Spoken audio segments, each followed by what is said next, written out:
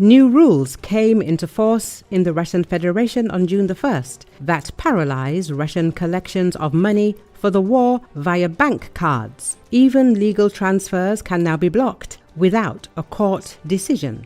Russian propagandists are sounding the alarm and are not hiding their genuine panic. Well-known Russian military propagandist Dmitry Steshin is sounding the alarm on his Telegram channel and claims that Russia has taken on so-called volunteers and humanitarians who have been collecting money to support the army on a massive scale for 2 years using their personal bank cards.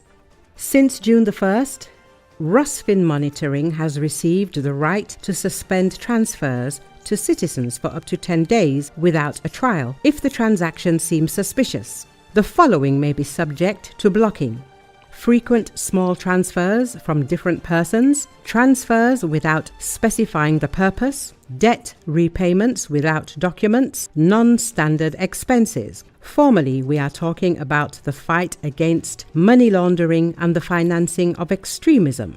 But in fact, the first to be hit are those who feed and equip the army at the expense of public donations. The famous Z-War correspondent and mouthpiece of the Russian trenches, Dmitry Steshin, responded with hysteria. "Dear humanitarian volunteers, you are screwed."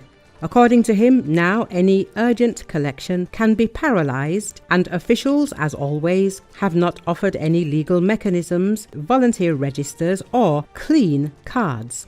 The phrase, "fuck yourself as you wish," is increasingly encountered even in propaganda publics associated with the SVO. Thus, the money scandal in the Russian army is growing. In these circumstances, it is also expected that soldiers will refuse to fight. Bribery in the army also remains a serious problem.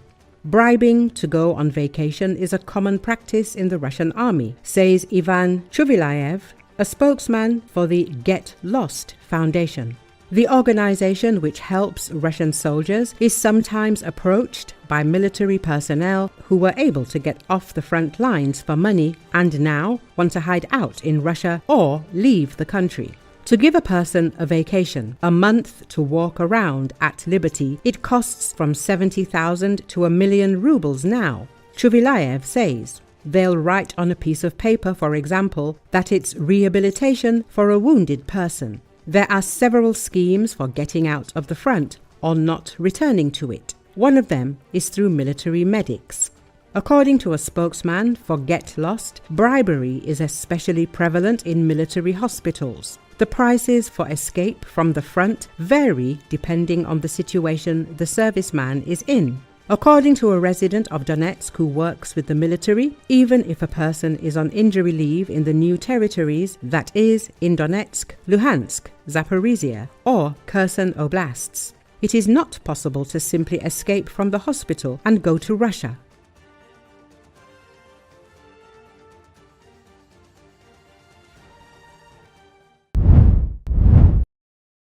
Video footage has been released, showing Israel's intensive airstrikes on southern Lebanon on Friday.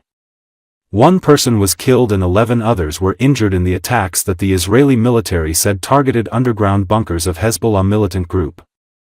The video footage captures strong explosion after Israeli strikes. The Lebanese media reported that an Israeli drone targeted an apartment in the nearby city of Nabatee.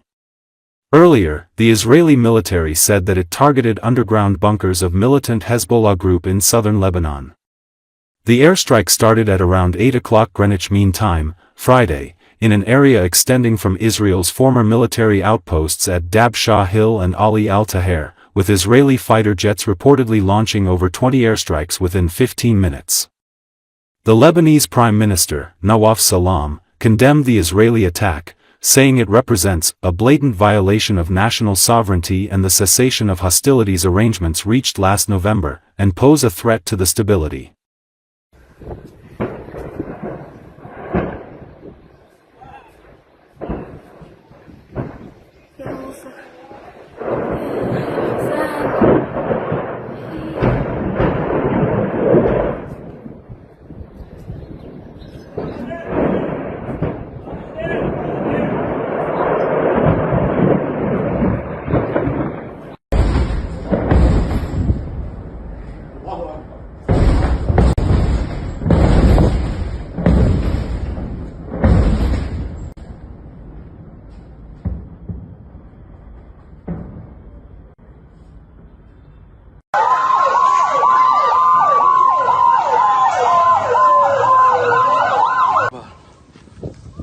يا الله.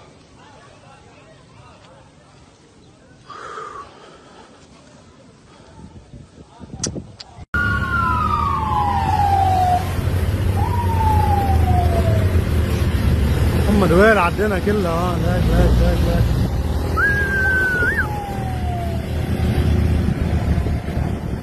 وين عدينا كلها ايدها. هناك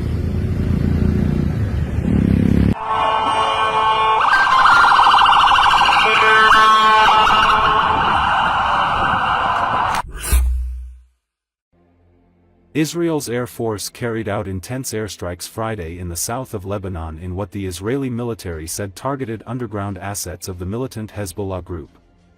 According to Associated Press, state-run national news agency said the airstrikes came in 2 waves on the mountains overlooking Nabatee, adding that bunker busters were used. There was no word on casualties.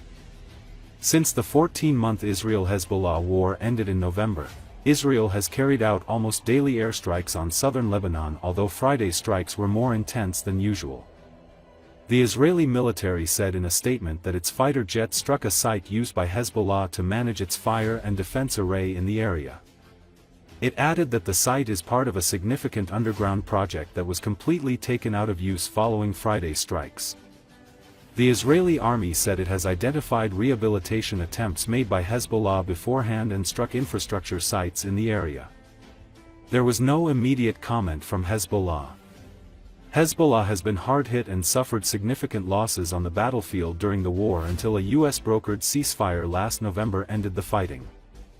The Hezbollah-Israel war left over 4,000 people dead in Lebanon and caused destruction worth $11 billions.